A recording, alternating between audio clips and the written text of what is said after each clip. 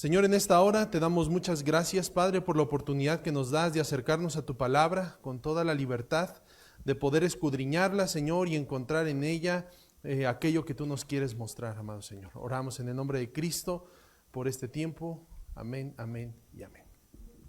Todavía recuerdo el día que llegué al seminario, cuando yo fui estudiante, ¿verdad? Entonces, recuerdo que llegué yo en mi carrito.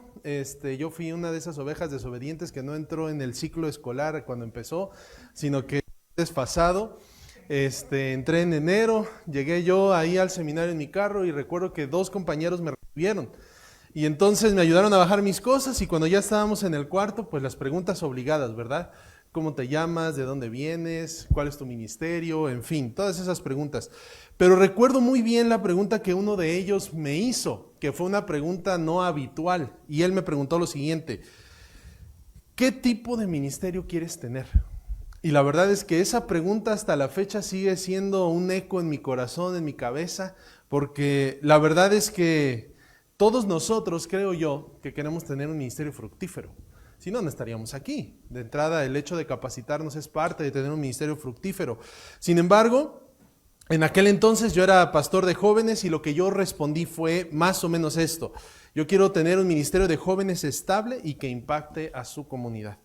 Y yo estoy seguro que todos nosotros queremos tener un ministerio estable, un ministerio fructífero, un ministerio que pueda de alguna manera glorificar al Señor en este momento particular de la historia, pero que también pueda tener un legado más allá.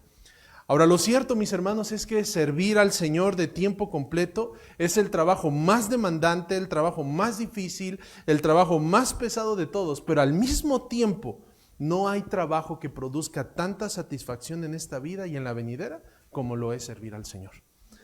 Así que, como cualquier siervo de Dios, queremos que aquellas cosas que estamos haciendo impacten de una forma real y profunda la vida de aquellos a quienes nosotros servimos, para que a su vez el trabajo continúe de generación en generación y así muchos más puedan ser bendecidos.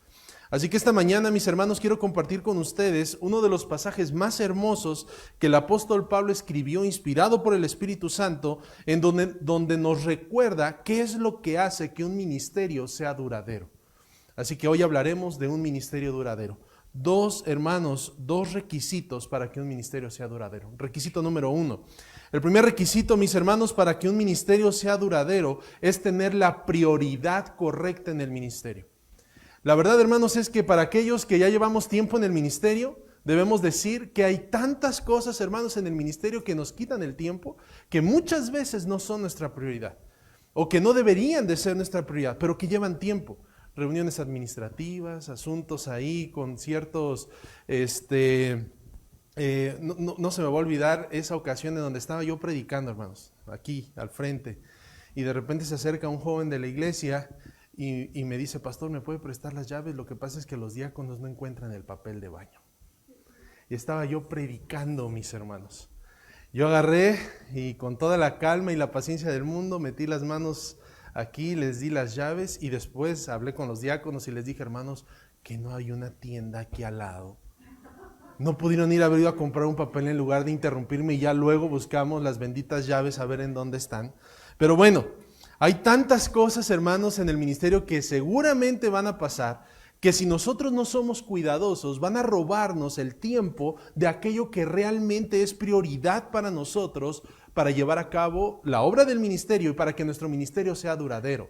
Así que, ¿cuáles son las prioridades del ministerio? ¿Qué es aquello que Dios dice en su palabra a lo cual usted se tiene que dedicar para que su ministerio sea duradero? Hay 2 prioridades, hermanos, que están escritas ahí en el pasaje. Fíjense lo que dice, versículo número 1. Dice la palabra de Dios: tú pues, hijo mío, fortalécete en la gracia que hay en Cristo Jesús. Fortalécete en la gracia que hay en Cristo Jesús. La Reina Valera dice: esfuérzate en la gracia que hay en Cristo Jesús. Debemos de recordar, hermanos, un poco el contexto de Timoteo. Timoteo, hermanos, era un hombre que era tímido, era débil de carácter. Y aquí, hermanos, es exhortado por su maestro, por el apóstol Pablo, para que se esforzara. Y la palabra esforzarse, hermanos, significa adquirir fuerza de alguien o de algo. Es por eso que la Nueva Biblia de las Américas lo traduce como fortalécete en la gracia. Así que la exhortación de Pablo, hermanos, solo tiene sentido cuando se lee completa.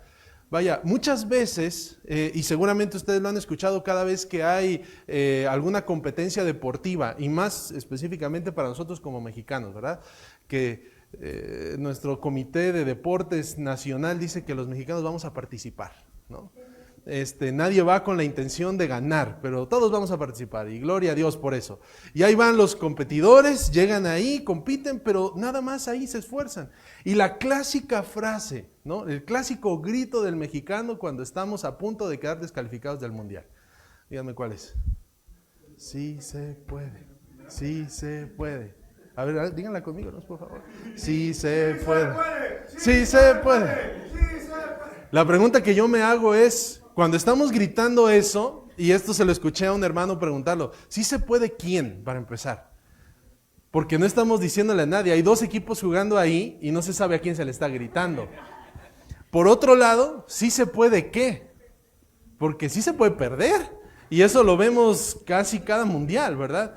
Ahora, el punto aquí, mis hermanos, es que el apóstol Pablo es muy claro al decirnos en qué debemos fortalecernos.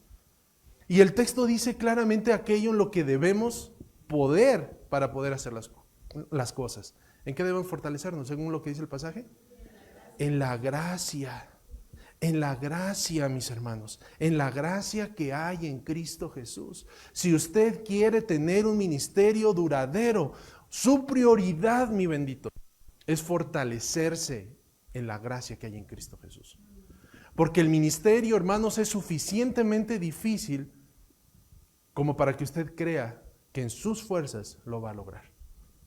Es imposible el ministerio si usted lo intenta en sus fuerzas. Es imposible. Solamente siendo fortalecidos con la gracia que encontramos en Cristo Jesús es que le vamos a poder hacer frente a lo que venga para poder entonces tener un ministerio duradero. Esfuérzate en tu relación con Dios. No existe otra forma de lograrlo. Es cuando tú de rodillas a solas en el Señor, delante de su presencia, te fortaleces en Él, que vas a tener todo lo que necesitas para tener un ministerio fructífero. No son las capacitaciones, no son las conferencias, es la vida devocional que tengas a solas con el Señor. Lo que te va a mantener de pie cuando vengan las dificultades. Esfuérzate en la gracia que hay en Cristo Jesús. No existe otra forma de lograrlo. No sirve de nada esforzarnos por terminar el seminario, una maestría en consejería, 3 doctorados en teología, si no nos esforzamos en nuestra relación con Dios. Porque eso es lo que nos va a sostener. Podremos tener todos los títulos que ustedes quieran ahí colgados, y qué bueno que los tengamos, pero eso no nos va a sostener en el ministerio. Lo que nos sostiene es la gracia de Cristo. Usted y yo hemos sido llamados para servir al Señor por su gracia, no porque estemos capacitados, sino porque es su gracia. Por otro lado, mis hermanos, la segunda prioridad que claramente se ve en el pasaje a la cual nosotros nos debemos dedicar si queremos tener un ministerio duradero es el discipulado a otros. Dice el texto: y de lo que has oído y lo que has oído de mí en presencia de muchos testigos, eso encarga a hombres fieles que sean capaces de enseñar también a otros. Esta es segunda prioridad, hermanos, que Pablo le mostró a Timoteo, es precisamente el discipulado. Una cosa real, hermanos, en el ministerio es que nunca podremos hacer todas las cosas nosotros solos. Es por eso que Pablo le dijo a Timoteo lo que él mismo, que hiciera lo que él mismo había visto hacer a Pablo. Es decir, que a cada lugar al que Pablo llegaba, buscaba a hombres fieles que pudieran ser capaces de enseñar también a otros. Tristemente, hermanos, y lo digo con tristeza de verdad, generalmente las iglesias creen que los pastores o los siervos o los seminaristas somos todólogos, ¿verdad? Creen que nuestro deber es dirigir los cultos, dar las clases a los jóvenes, a los matrimonios, la escuela dominical, a los varones. Creen que además debemos visitar a toda la congregación varias veces al año, estar con ellos en sus cumpleaños, graduaciones y por supuesto los funerales. Creen que nuestro deber es a fuerza tocar algún instrumento, que la esposa del pastor dirija el coro, o dé clases a los niños. Vaya, hay tantas cosas más. Y debo confesar, hermanos, que a veces mi iglesia piensa también esto, que muchas de nuestras actividades son parte de nuestro trabajo y debemos hacerlo. Pero mis hermanos, no nos confundamos. Bíblicamente, nuestra responsabilidad es entrenar a la siguiente generación. Con tristeza debo decirlo que muchos siervos hoy en día se enfocan tanto en hacer tantas cosas dentro de la iglesia que se les olvida lo más importante, que es entrenar a otros. Mis hermanos, yo les quisiera preguntar, ¿qué pasaría si este fin de semana, por alguna razón soberana y de parte de la providencia divina, usted no pudiera ir a su campo? ¿Hay alguien que predique en su lugar? ¿A quien usted haya entrenado? Y a quien le pueda hablar y decir, oye hermano, ¿sabes qué? No voy a ir porque algo sucedió, ahí te encargas. ¿Hay alguien ahí en quien pueda descansar de esa manera? Hermanos, nuestra prioridad es esa. Esforzarnos en la gracia, pero también encontrar a esa gente en la congregación que pueda llevar adelante la obra. Porque aunque usted no lo quiera reconocer, todos nosotros, hermanos, nacimos con una fecha de caducidad. Todos nosotros, hermanos, uno de mis mentores dice que todos nosotros somos pastores interinos. Todos, así duremos 3 años o 50 años, somos pastores interinos, porque solamente estamos de paso por un breve tiempo. Y si nosotros no nos enfocamos en preparar a la siguiente generación para que tome las riendas, hermanos, entonces, ¿qué estamos haciendo? El cristianismo, hermanos, está a una sola generación de morir. Porque si ustedes y yo en esta época decidimos no discipular a nadie, ¿sabe qué va a pasar a la siguiente generación? El cristianismo muere. Enfóquese en discipular. Sí, es verdad, hay que barrer, alguien tiene que tocar, pero su prioridad como un siervo de Dios es enseñar a otros. No se equivoque, que no le quite nada esa prioridad, porque eso es lo que hará que su ministerio sea duradero. ¿Qué es lo que hace que el ministerio sea duradero? Tener las prioridades correctas. Pero no solo, hermanos, como requisito para que el ministerio sea duradero, debe haber prioridades correctas, sino en segundo lugar, hermanos, lo que hace a un ministerio duradero es tener la perspectiva correcta del ministerio. Porque a veces, hermanos, y particularmente es algo que yo veo mucho en nuestra época, es que se ha profesionalizado demasiado el ministerio. Es decir, hemos pensado que el ministerio se trata de ir a un seminario, estudiar una licenciatura, luego una maestría, y ya que tengo el doctorado, entonces puedo empezar a servir como pastor. Pero qué triste es, hermanos, que veamos el ministerio como una situación profesional. Porque en realidad, hermanos, el ministerio no tiene nada que ver con eso. Es más, si ustedes examinan el pasaje, en ningún momento el apóstol Pablo pone el ejemplo de alguien preparado en una escuela, y vaya que él estaba preparado en una escuela. Ustedes conocen bien la historia del apóstol Pablo. ¿A los pies de quién fue entrenado? A los pies de Gamaliel, un teólogo del momento que sin duda fue alguien importante. Entonces, si alguien conocía de ser entrenado, era el apóstol Pablo. Pero interesantemente, el apóstol Pablo no menciona nada aquí de las escuelas teológicas del momento. Él pone 3 ejemplos para hablar de la perspectiva correcta del ministerio, y que creo yo, mis hermanos, que nosotros debemos de ver el ministerio de la misma manera. ¿Cuáles son las perspectivas? La primera, mis hermanos, es como un soldado que sufre penalidades, dice el texto, ¿verdad? Sufre penalidades conmigo como buen soldado de Cristo Jesús. Porque el soldado en servicio activo no se enreda en los negocios de la vida diaria, a fin de poder agradar al que lo reclutó como soldado. Debido a sus múltiples encarcelamientos, el apóstol Pablo estaba familiarizado con los soldados romanos, y de ellos aprendió que un buen soldado en servicio activo no espera tiempos fáciles y seguros. Por el contrario, asume riesgo, la adversidad y el sufrimiento como asuntos de rutina. Como lo digo yo, bienvenido al club. Es parte del show. Hermanos, en el ministerio vamos a enfrentar diferentes circunstancias que puedan llegar a ser difíciles. Pero hermanos, alguien dijo alguna vez lo siguiente, y cito de manera textual: ningún soldado viene a la guerra rodeado de lujos, ni entra en acción desde un cómodo dormitorio, sino desde una incómoda carpa donde ha de encontrarse con toda clase de dureza y severidad. El problema, mis hermanos, es que a veces cuando nos invitan a algún lugar a predicar, las preguntas que hacemos es como sacamos una lista de requisitos para ver si yo voy a ir a predicar a ese lugar. ¿En dónde me voy a quedar? ¿En qué hotel me van a poner? Yo necesito un micrófono de esos así discretos, ¿no? Para que no se vea feo. Y ponemos toda una serie de listas como para el ministerio. Ayer tuvimos una reunión los pastores del sector 1, ¿verdad, hermano? Y estábamos hablando de un campo que tenemos en donde alguien se tiene que ir allá a vivir en medio de la montaña y está difícil llegar y todo eso. Y la pregunta que todos nos hacíamos es, hermanos, decíamos, hay que orar para que Dios envíe un obrero ahí, necesitamos a alguien ahí. Y luego alguien decía, hermano, es que nadie quiere irse ahí. Y de verdad, hemos invitado a 2, 3 misioneros y cuando saben dónde es y que es difícil llegar, la respuesta es, no, hermano, ahí Dios no me está llamando. Pero hermanos, escúchelo bien, no se equivoque, usted es un soldado raso. ¿Sí me explico? Y si el Señor lo manda a un lugar así, su respuesta no puede ser otra más que, sí, Señor, lo que usted diga. Eso es lo que hace un soldado. No cuestiona las órdenes de su comandante y además no se enreda, dice el texto, en los negocios de la vida a fin de agradar a aquel que lo llamó por soldado. Hermanos, si hay alguien con quien debemos quedar bien en esta vida como siervos de Dios, no es con la gente, es con Dios.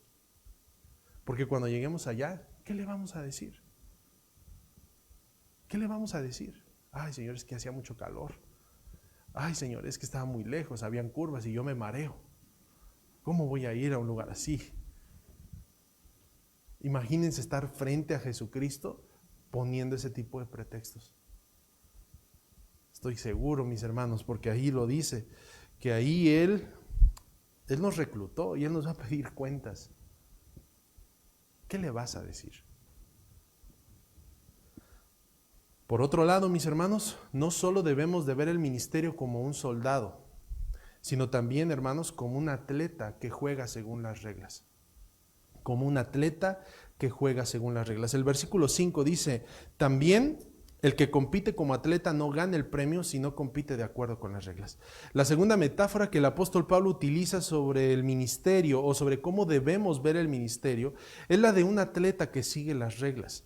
Debido, hermanos, a las constantes competencias en la zona donde Pablo se desenvolvía, Pablo, hermanos, solía predicar y ver precisamente a atletas prepararse, seguramente. Pasó por Corinto, pasó por Atenas, pasó por toda esa zona en donde en la época era muy común todo eso. Sin embargo, hermanos, aún en esos torneos del mundo antiguo existían reglas que si eran quebradas o ignoradas por los competidores, simplemente eran descalificados.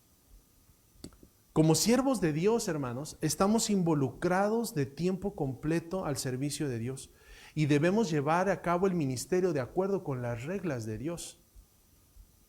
Piénselo así, en la Escritura claramente hay ciertos requisitos que todo siervo debe cumplir. Díganme algunas. Timoteo, Tito, ¿sí se acuerdan? Los requisitos del pastor. Irreprensible, sobrio, apto para enseñar, que gobierne su casa, de buen testimonio, etcétera, etcétera. Esas son las reglas. Y no las pongo yo, ni las pone usted. Y si usted quiebra las reglas, queda descalificado. Esa, mis hermanos, es una gran responsabilidad que nosotros tenemos como siervos de Dios. Calificar, jugar de acuerdo con las reglas de Dios. Porque nuevamente, hermanos, el ministerio es lo suficientemente difícil como para que usted y yo nos atrevamos a decir, bueno, aquí voy a doblar un poquito la regla y voy a jugar con el sistema y voy a vencer el sistema. Y me voy a salir con la mía. Hermano, no se equivoque, eso no va a suceder. Porque las reglas las ha puesto alguien que es mucho mayor a nosotros. Y si nos atrevemos, aún por un poco, tratar de doblar esas reglas, vamos a fracasar. ¿Y sabe qué, mi querido? Cuando un siervo, si es que se le puede llamar así, quiebra las reglas, ¿sabe quién se ve afectado? Él, la iglesia, si tiene familia, su familia, el reino de Dios. Y es por eso que la Biblia dice también que a veces por nuestra culpa el reino de Dios, el nombre de Cristo, es blasfemado. Porque aquellos que se dicen siervos no viven de tal manera, no juegan según las reglas. Así que mis hermanos, jueguen según las reglas. Enfóquense, oren al Señor en calificar siempre. Vean ahí lo que está escrito. Y si usted califica, califica. Y si no califica, pues mi querido hermano, hay muchas otras cosas a las que usted se puede dedicar. Pero no se dedique al ministerio si usted no califica. No quiebre las reglas. No son mis reglas, no son sus reglas, son las reglas de Dios. Y finalmente, dice el versículo número 6, el labrador que trabaja debe ser el primero en recibir su parte de los frutos. El labrador que siembra. Yo no sé si ustedes saben cómo se siembra el bambú. ¿Saben cómo se siembra el bambú? Sí, sí conocen el bambú, ¿verdad? Esos palos grandes. ¿Saben cómo se siembra? ¿Sí? ¿Cómo se siembra, hermana? Pues parten una sección del bambú y hacen unos orificios, Ajá. lo entierran en la tierra y lo riegan. Y lo riegan. Ahora, el bambú se siembra de manera horizontal. ¿Sale? Lo tienen que plantar así acostadito. Pero lo interesante del bambú, mis hermanos, es lo siguiente, que usted lo planta y lo riega 1 año y no pasa nada. Lo riega 2 años y no pasa nada. Lo riega 3 años y ¿qué creen? No pasa nada. Es hasta el año 5 que el bambú va a florecer. Pero ¿saben qué es lo maravilloso del florecimiento del bambú? Que una vez que brota, mis hermanos, deténgalo. Porque se va para arriba así. ¿A qué me refiero con esto, mis hermanos? En el ministerio muchas veces no va a ver usted resultados inmediatos. Qué bueno sería, ¿verdad, mis consiervos? Que uno predica, hermanos, reconcíliense, y los hermanos ya se reconciliaron. Qué bonito sería eso. Qué bonito sería que de uno les dijera, hermanos, la Biblia dice que debemos de ser fieles en nuestros diezmos y ofrendas, y al día siguiente ya todos están diezmando y hasta dando más del diezmo. Qué bonito sería. Pero la realidad es otra. A veces, mis hermanos, uno está predicando, uno está enseñando y uno está trabajando y trabajando y trabajando año tras año y tal parece que nada sucede. Es por eso que Pablo nos dice que el ministerio se debe de ver desde la perspectiva de un labrador que trabaja, que se esfuerza y que entiende que el fruto no lo va a ver de manera inmediata. Es más, es probable que el fruto nunca lo llegue a ver, pero se ha esforzado. Trabaja. El labrador debe perseverar en su trabajo. El trabajo en el ministerio, hermanos, muchas veces no será fácil. La gente no siempre va a estar de acuerdo con algunas cosas. La comunidad, hermanos, no siempre va a estar de acuerdo con usted. Su misma familia probablemente no vaya a estar de acuerdo con usted. Sin embargo, usted debe perseverar porque a su debido tiempo usted cosechará el fruto de haber trabajado. Y recuerde, ninguno que poniendo la mano en el arado y mira hacia atrás, es que es apto para el reino de Dios. Si nosotros, hermanos, cumplimos con estos 2 requisitos, tener prioridades correctas y la perspectiva correcta en el ministerio, tendremos un ministerio duradero. Y nuevamente, termino diciendo con lo que empecé. ¿Quiere usted tener un ministerio duradero? Tenga prioridades correctas y la perspectiva correcta. Si usted hace estas 2, su ministerio durará. Vamos a orar. Amado Señor, te agradecemos el tiempo que nos has dado juntos en tu palabra, Señor, y pedimos humildemente en Cristo Jesús que nos ayude, Señor, a tener siempre las prioridades correctas.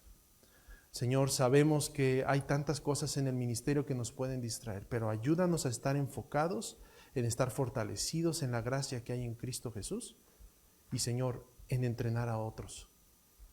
Padre, ayúdanos también a tener la perspectiva correcta del ministerio. Que no creamos que el ministerio se trata de un asunto profesional, sino se trata de ser soldados, de ser atletas y de ser labradores. Así debemos ver el ministerio. Ayúdanos, Señor. Y todo esto, Padre, con la única motivación en el corazón de darte gloria y de que lo que hagamos aquí, Señor, pueda durar para que muchos otros lleguen a tus pies y así tú te lleves la gloria. Ayúdanos, Dios. Y te damos gracias por este tiempo en Cristo Jesús. Amén, amén y amén.